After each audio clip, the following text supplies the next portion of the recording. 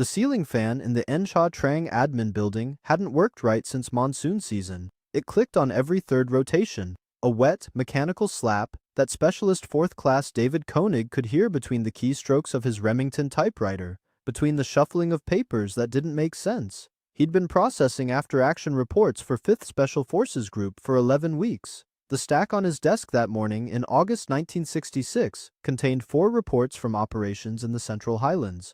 3 of them listed American participants by first name only. The 4th used numbers. Last names were absent, service numbers missing, and the only unit designation was a 2-letter code he'd never seen referenced in any table of organization. One report claimed a 12-man element had engaged a North Vietnamese battalion, roughly 400 troops, and inflicted over 60 casualties while sustaining 0. Another described a village defense action lasting 9 hours, in which the American advisory element called in no air support, no artillery, and no medevac, yet listed the operation as a success. A third referenced equipment that didn't appear in any Army supply catalog Koenig had access to. Swedish K submachine guns, suppressed weapons of unspecified origin, foreign manufactured grenades. Who were these men? The reports offered almost nothing. No dog tags referenced, no personnel files attached. The classification markings ran 3 levels above what a specialist 4th class should have been reading, and yet someone had routed them to his desk for statistical compilation. Koenig was supposed to count the numbers, enter them into a ledger, and forward the ledger to MACV headquarters in Saigon. He wasn't supposed to ask questions. If this is the kind of history that grabs you, the parts that got filed away and forgotten, hit subscribe so you don't miss what comes next. Drop a comment if someone in your family served with Special Forces. And if this already has you leaning in, a like pushes it to more people who care about getting the real story. The casualty figures alone should have triggered an investigation. Across all 4 reports, the combined friendly killed in action number was 1. 1 American dead across 4 separate engagements spanning 2 provinces over a 6-day period. The enemy body count totaled somewhere north of 140. Koenig had processed reports from conventional infantry battalions operating in the same region during the same week. Their ratios looked nothing like this. A company from the 25th Infantry Division had lost 8 men in a single afternoon ambush that killed maybe a dozen Viet Cong. So either these Special Forces teams were the most effective combat units in the entire theater, or the reports were fabricated. Koenig didn't know which possibility unsettled him more.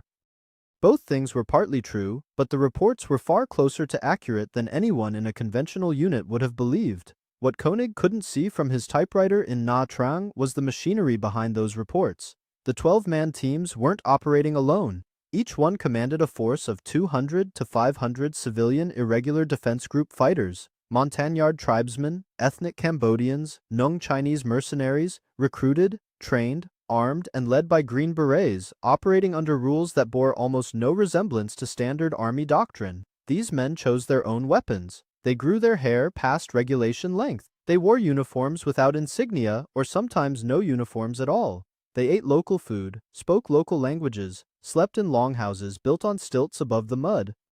The Army's own regulations, AR 670-1 on grooming, AR 670-1 on uniforms, the entire UCMJ framework governing conduct and discipline, applied to these soldiers in theory. In practice, enforcement would have required someone willing to walk into a Montagnard camp, 30 kilometers from the nearest road, surrounded by triple canopy jungle and an unknown number of enemy battalions, and tell a Special Forces captain he needed a haircut.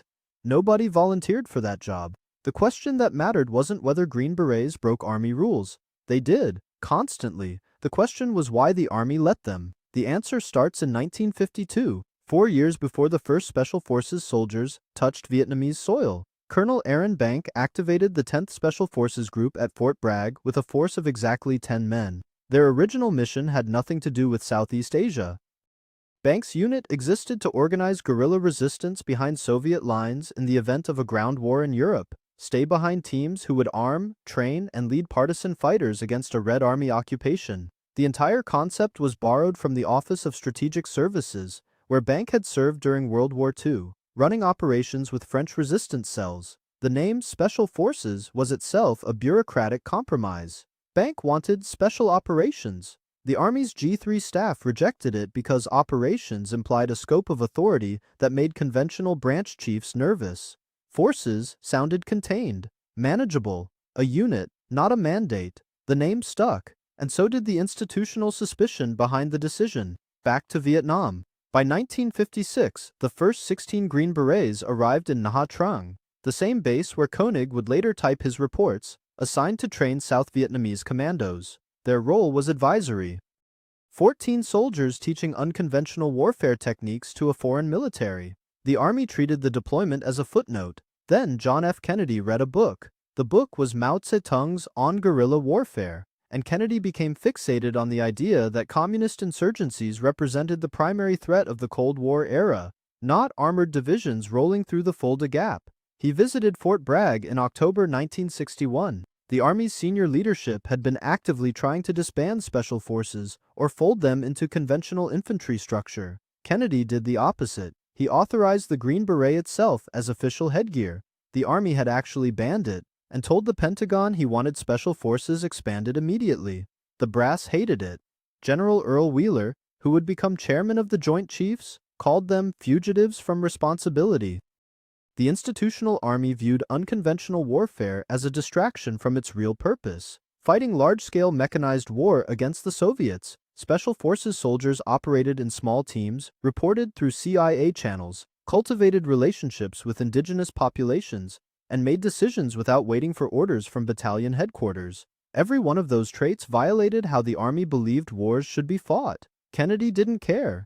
He gave them Vietnam. By December 1963, the month Kennedy was killed, the Civilian Irregular Defense Group program had armed and fielded just under 60,000 fighters across South Vietnam. 12-man A-teams had built that force from scratch in roughly 2 years. The math is worth a second look. 5th Special Forces Group never had more than about 2,500 Americans assigned at any given time. Those soldiers generated a fighting force 24 times their own size, an indigenous army larger than the entire Marine Corps presence in Vietnam during 1963. The cost per CIDG fighter ran approximately 1/5 what it took to field a single American infantryman. The declassified budget figures from the CIA's Saigon station, which funded the program until 1963 when MACV took over, show total annual expenditure around $30 million. The conventional army was burning through that in a week by 1966. The first CIDG camp went up at Buona Nao in Darlac Province, October 1961. The A-team assigned was Detachment A-113 from 1st Special Forces Group on Okinawa. Their target population was the Raid, one of roughly 30 Montagnard tribes scattered across the Central Highlands. The Raid had no loyalty to the South Vietnamese government in Saigon. Zero. The Diem regime treated Montagnards the way most lowland Vietnamese did, as savages, moi, a word that translates roughly to the same slur the French had used.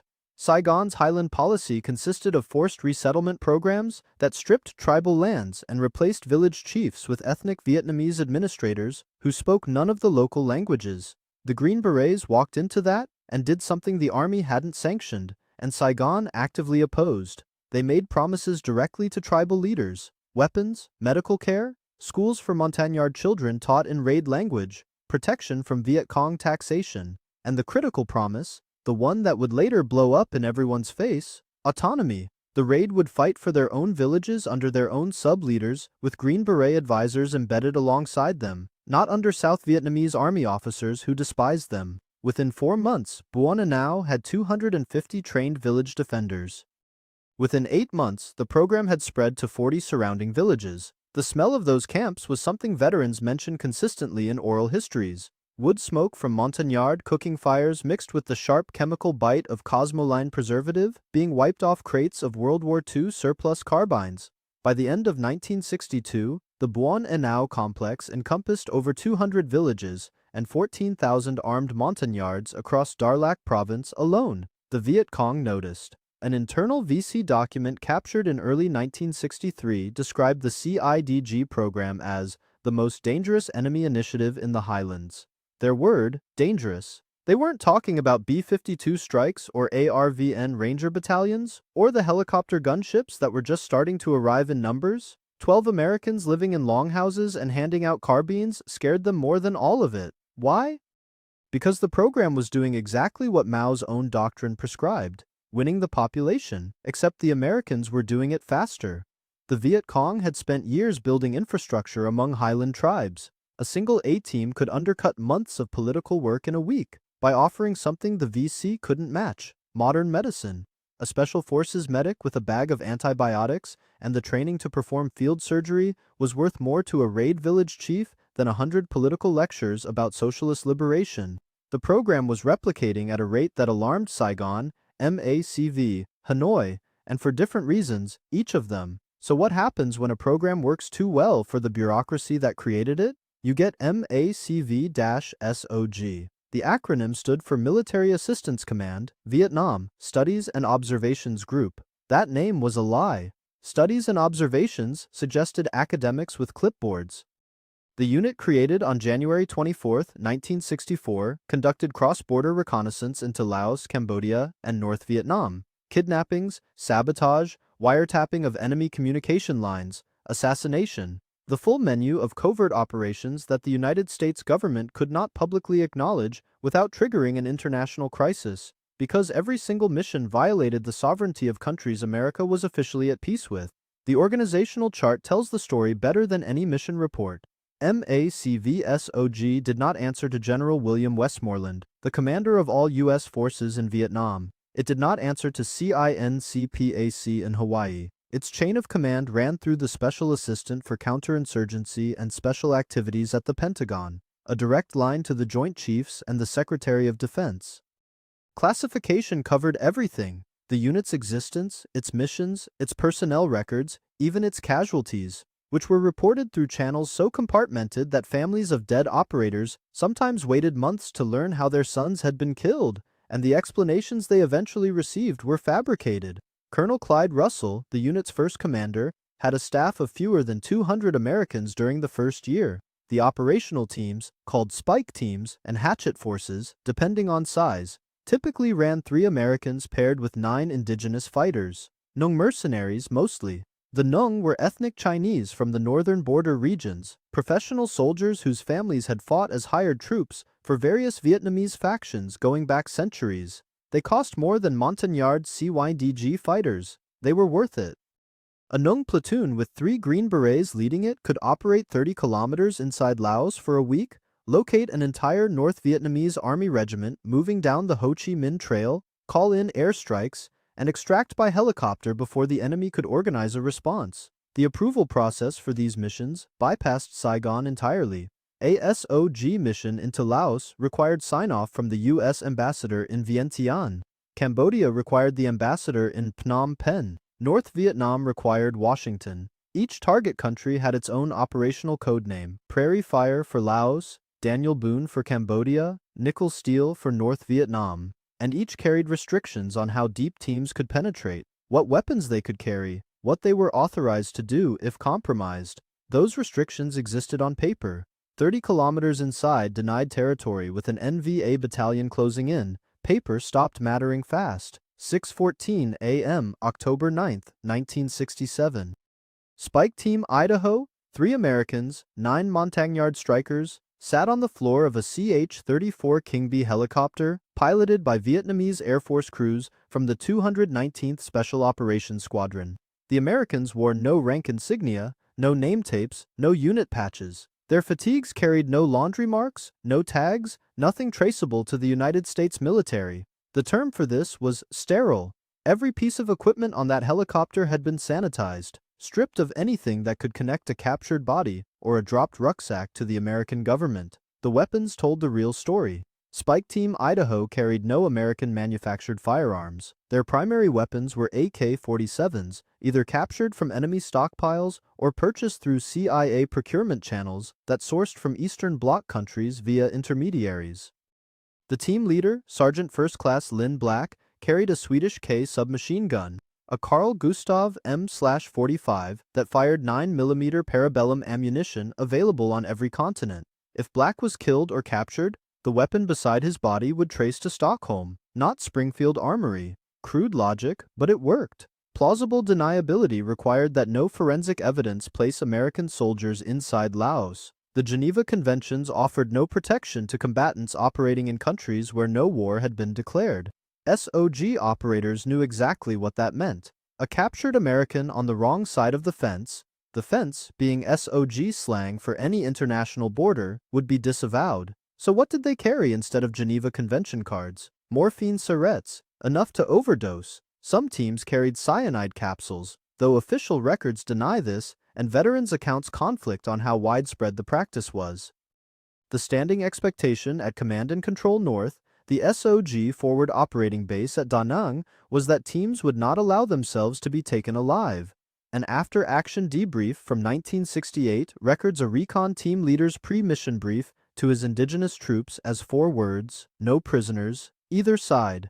The insertion window for a prairie fire mission into Laos ran about 90 seconds. King Bee helicopters crossed the border at treetop level, flared over a landing zone pre-selected from aerial photographs, and the team was on the ground and moving before the rotor wash settled. From that moment, the clock started. Most teams carried food and water for 5 days. Extraction was scheduled but never guaranteed. Weather, enemy activity, helicopter availability, or a shift in diplomatic posture could strand a 12-man element 40 kilometers inside Laos with no radio relay and no air support. The ground moved differently across the fence.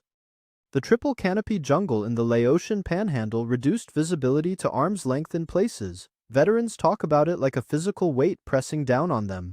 Sergeant Major Billy Waugh, who ran missions with both SOG and the CIA, described the Ho Chi Minh Trail corridor as a highway under a roof. NVA units moved in regimental strength along routes invisible from the air. A SOG team could set up a trail watch position and count 800 enemy soldiers passing a single point in one afternoon. 800 soldiers. 12 men watching them walk past, recording grid coordinates, whispering into a radio handset with the transmit power turned down to minimize the signal footprint. We lost 50% of our Americans every month. Colonel Jack Gruenwald, commanding SOG's Command and Control South from 1968 to 1969, said that in a debrief that stayed classified until 1996, 50% per month. Run those numbers forward, and every American recon man assigned to a SOG command and control site would be killed or wounded within 60 days of arrival, not over a tour or a year. 60 days. The recon company at Command and Control North in Da Nang maintained roughly 30 American operators at any given time. Replacements arrived monthly. They had to. The unit was burning through its own roster so fast that by mid-1968, SOG was pulling volunteers from conventional special forces camps, from ranger units, from anywhere it could find men with the right skills and the particular kind of recklessness the job demanded. Between 1964 and 1972, SOG suffered a 100% casualty rate across its American recon personnel. Everyone who served long enough was hit, captured, or killed. Nobody wondered if, they wondered when, and the when averaged somewhere around the second or third mission across the fence. The NVA figured out the pattern. They studied SOG landing zones, mapped the helicopter routes, positioned tracker units along likely infiltration corridors. By 1969, the enemy had dedicated counter-recon battalions, entire battalions, whose sole mission was hunting 12-man teams. A SOG spike team inserting into the prairie fire area of operations in southern Laos had roughly a 40% chance of making contact with the enemy within the first 2 hours on the ground. The NVA were that good at reading the signatures. Helicopter noise, rotor wash on vegetation, the particular way laterite mud held boot prints and hardened in the sun like plaster casts. Staff Sergeant Robert Spider Parks inserted with Spike Team ASP on November 14, 1968, into a landing zone 12 kilometers west of the Vietnamese border. His team made it 90 meters from the LZ, 90 meters in 14 minutes before the tree line erupted. Parks took a round through the left forearm in the first exchange. He called for extraction on the emergency frequency. Prairie fire, the distress call that meant a team was in contact and needed immediate pullout. The King Bees were 22 minutes away. Parks and his 8 surviving Montagnards fought from behind a fallen teak log that smelled of rot and wet bark and the copper tang of blood pooling in the leaf litter. The NVA assault force was later estimated at company strength, maybe 120 soldiers converging on a team that now had 7 functional weapons. The King Bee arrived with 19 minutes of fuel remaining. Parks loaded his wounded first, then his dead, then himself. The helicopter crossed back into South Vietnam on fumes. At the Da Nang Club that night, Parks drank beer with his left arm in a sling and put his name back on the mission roster for the following week. Forget the statistics for a moment. SOG never had trouble finding volunteers. The unit maintained a waiting list. Men who had been wounded returned to the teams as soon as medical would clear them, and sometimes before. The declassified personnel records show operators extending their tours voluntarily, 3 and 4 times over. Master Sergeant Dick Meadows extended 5 times, 5 combat tours with a unit running 50% monthly casualties. The conventional army looked at SOG's numbers and saw waste, unsustainable attrition, a meat grinder producing after-action reports that couldn't be filed in any system that acknowledged the missions had occurred. What the numbers actually showed was something the Pentagon's operations research analysts had no model for, that 400 men operating in 12-man teams across denied borders produced more actionable intelligence on North Vietnamese logistics than the entire conventional intelligence apparatus in-country. 16 of the 17 Medals of Honor awarded to Special Forces soldiers during the Vietnam War went to men serving with MACV-SOG or SOG-affiliated programs. 16 out of 17. The most classified unit in the American military produced more Medals of Honor per capita than any other command in the theater, and for decades the citations were rewritten to place the actions inside South Vietnam, because the actual locations, Laos, Cambodia, North Vietnam, remained officially denied. Sergeant First Class Fred Zabatoski's Medal of Honor citation says he was in the Republic of Vietnam on February 19, 1968. He was in Laos. His Hatchet Force Company had been inserted to raid an NVA way station on the Ho Chi Minh Trail when they walked into a reinforced battalion. Zabatoski was blown off his feet by a mortar round, burned across his back and arms when the blast ignited fuel drums stacked near the landing zone.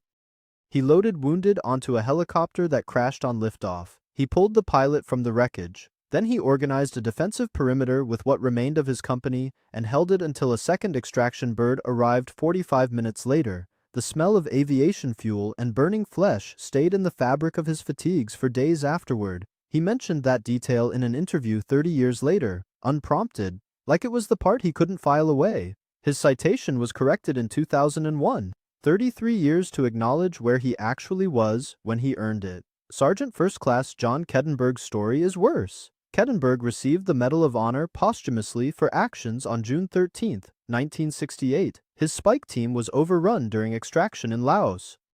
With the helicopter hovering above the canopy on a string extraction rig, McGuire rigs, rope harnesses dangling 120 feet below the aircraft, Kettenberg gave his harness to a wounded Montagnard team member. He stayed on the ground. The helicopter lifted away with 3 men hanging beneath it, and Kettenberg turned back into the jungle with his AK-47 and whatever ammunition he had left. The NVA were less than 50 meters away. His body was never recovered. He was 22 years old, and his family was told he died in South Vietnam performing duties of a classified nature. The word Laos did not appear in connection with his name in any official document until 1998. SOG was disbanded on April 30, 1972, 3 years before Saigon fell. The unit's records were sealed under a classification level that kept them buried for over 2 decades.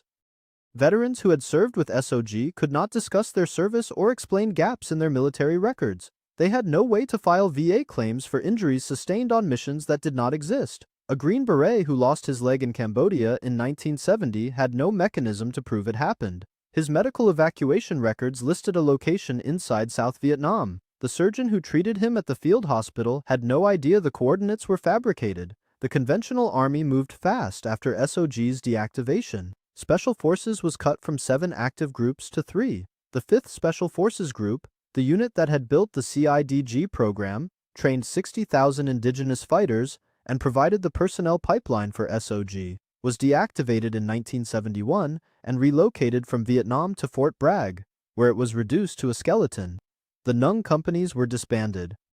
The Montagnard fighters who had served alongside American teams for nearly a decade were left to the mercy of a South Vietnamese government that had always viewed them as expendable minorities occupying strategically inconvenient territory. The Army's institutional verdict was clear enough without anyone having to say it aloud.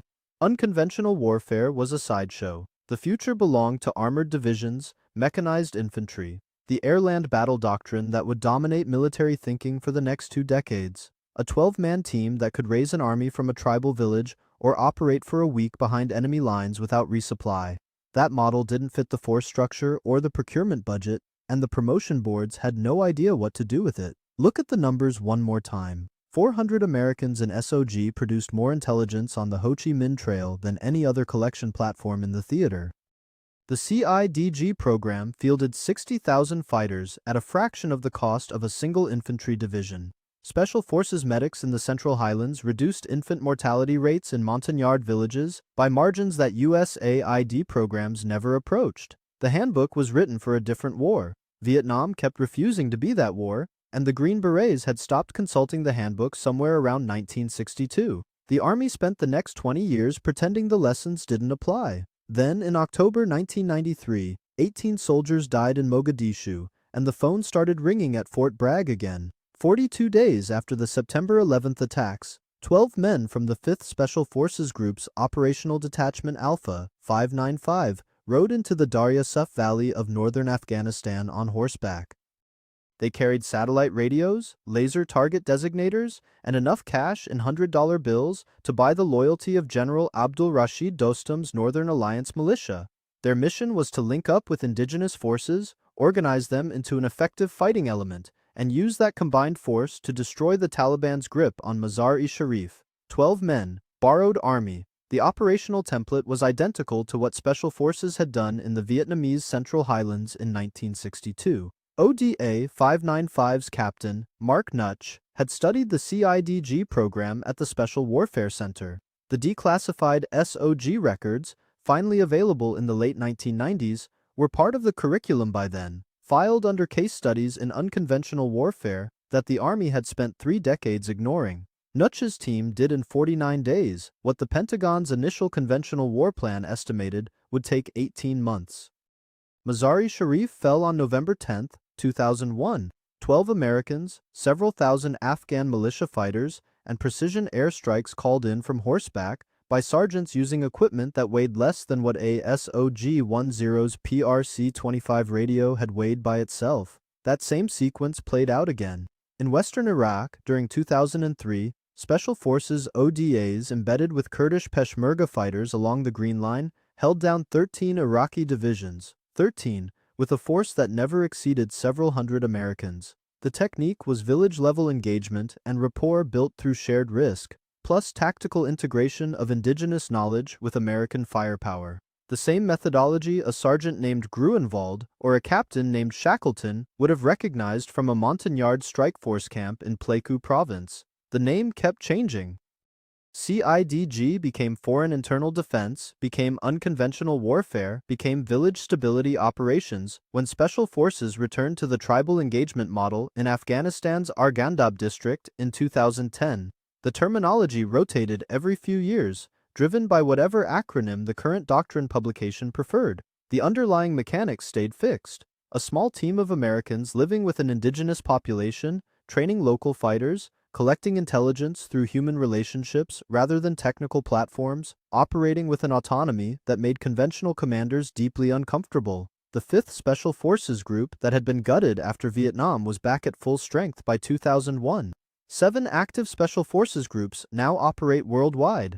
JSOC, the Joint Special Operations Command that grew out of SOG's organizational DNA, runs the most capable direct action force on the planet.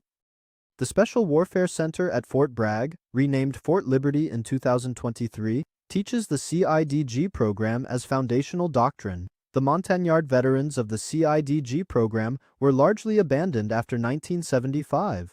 Several thousand eventually resettled in North Carolina through refugee programs in the 1980s and 90s, clustering around Greensboro and Raleigh. A smaller number made it to Charlotte. Some of them attend the annual Special Forces Association reunion at Fort Liberty, wearing old strike force patches on civilian jackets. In 2004, a Montagnard veteran named Tlur Iban traveled from his apartment in Greensboro to the Special Warfare Center, where a Special Forces captain preparing to deploy to Afghanistan's Kunar province asked him how he had organized village defense in Dak To in 1966. Iban started talking. The captain took notes.